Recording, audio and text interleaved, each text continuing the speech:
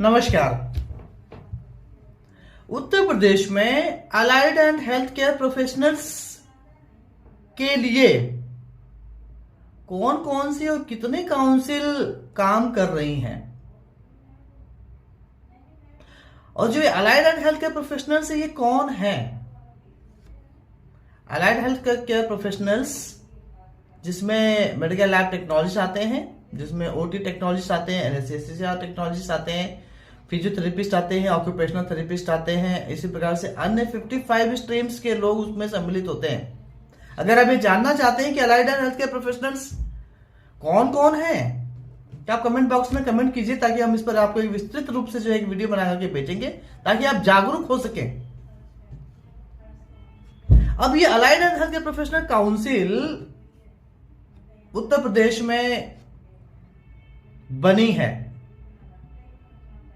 और ये allied health care professional council का कार्य क्या है? उसका कार्य नीति का निर्धारण करना, जो प्रोफेशनल्स हैं उनके रेगुलेशंस, उनके रजिस्ट्रेशन, उनकी एजुकेशन, उनका करियर, उनका भविष्य से संबंधित नीति का निर्धारण करना और सरकार से करवाना। तो अलाइड हेल्थ केयर प्रोफेशनल्स, जैसा कि मैंने उत्तर प्रदेश में जो है अलाइड हेल्थ केयर प्रोफेशनल्स के लिए कौन सी काउंसिल है, तो उत्तर प्रदेश में Uttar Pradesh state allied health care council का गठन किया जा चुका है। अब क्या ये प्रश्न ये उठता है, क्या वो अस्तित्व में है, वो काम कर रही है, या उसको काम करने दिया जा रहा है? पूर्व में Uttar Pradesh state medical faculty के नाम से एक संस्था थी, जो कि इन सभी प्रोफेशनल्स के रेगुलेशंस के लिए, इनके एजुकेशन के लिए कार्य करती थी। रेगुलेशन और एजुकेशन, दो करियर के लिए काम करती थी, नहीं करती थी, उनके भविष्य के लिए कोई पॉलिसी बनाती थी, नहीं बनाती थी, ये जो है वो क्वेश्चनेबल है, क्योंकि हमें ऐसा प्रतीत होता दिखाई नहीं देता है। इसीलिए जो है allied and health care professional council का गठन भारत सरकार के तहत राज्य सरकारों से के अधीन होना अनिवार्य किया गया है। अब चूंकि council UP state allied health council का गठन किया जा चुका है, तो वो अपने ही, चूंकि वो इसी प्रोफेशन के हैं,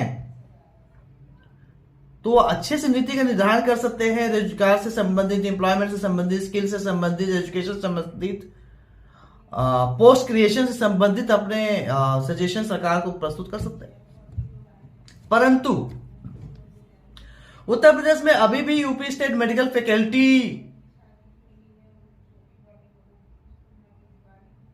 इस चीज को जो है पकड़ के बैठी हुई है।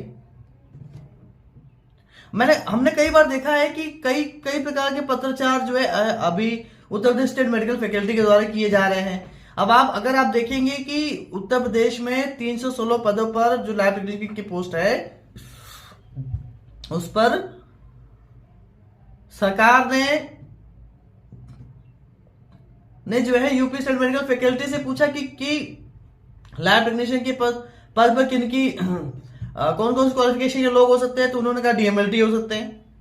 जबकि यही UP state medical faculty BSc MLT pass out students का भी रजिस्ट्रेशन करते हैं। इनको अच्छे से पता है कि बीएससी एमएलटी क्वालिफिकेशन किए हुए लोग इनके पास हैं, इनको रजिस्ट्रेशन भी देते हैं, परंतु इन्होंने उस पत्र में ये लिख दिया कि डीएमएलटी ही है और इसके समकक्ष कोई योग्यता नहीं है। ठीक है, समकक्ष योग्यता नहीं है तो आप उसमें सजेस्ट कर सकते थे, उसमें ऐड कर सकते थे कि डीएमएलटी तो है, बीएससी एमएलटी भी एक क्वालिफिकेशन है, उस पर भी विचार किया जाए। तो ये बात नहीं पहुंचाई जा रही है। अगर यही बात UP state allied health council से पूछा जाता, तो वो जरूर इस पे संज्ञान में लेते हुए सरकार को बताती।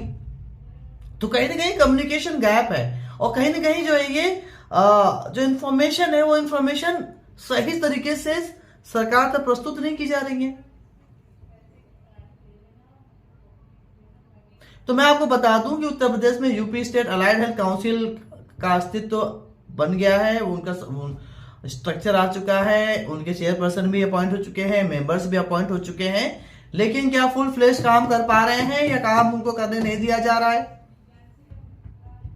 प्रश्न ये है, और आप सब लोग के लिए जानना बहुत जरूरी है, जितने भी प्रोफेशनल्स हैं अलाइड हेल्थ केयर प्रोफेशनल में, आप तमिल में देखा भी होगा आपने, इसके अलावा और भी 55 तरीके के प्रोफेशनल्स हैं, उनको भी जानना जरूरी है कि हमारे लिए अलाइड हेल्थ केयर प्रोफेशनल्स के लिए काउंसिल का गठन किया जा चुका है, परंतु वो काउंसिल जो है प्रॉपर तरह से काम नहीं कर पा रही है, क्योंकि कहीं ना कहीं उसको सहयोग नहीं मिल रहा है। इस पर विचार कीजिए और संगठन से जुड़िए। संगठन आपका है, आपके लिए है, संगठन से जुड़े ताकि आप अपने भविष्य के लिए जो है आप अपने भविष्य सिक्योर कर सके और सही गाइडलाइन बनवा सके, पॉलिसी बनवा सके।